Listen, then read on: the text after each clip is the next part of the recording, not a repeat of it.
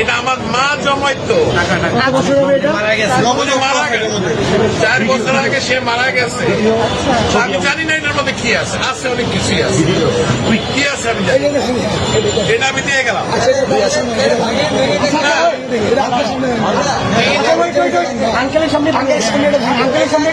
যা আছে আমি একটা খাওয়া আনছি, এটা নিয়ে আমি এখন ওইখানে যাচ্ছি। আন্টি মারা গেছে, না, আমার মা মারা গেছে।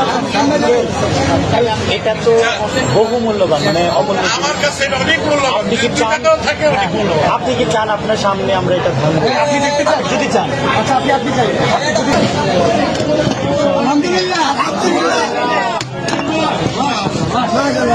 এটা আমার মায়ের জন্মটা পয়সা নিজের হাতে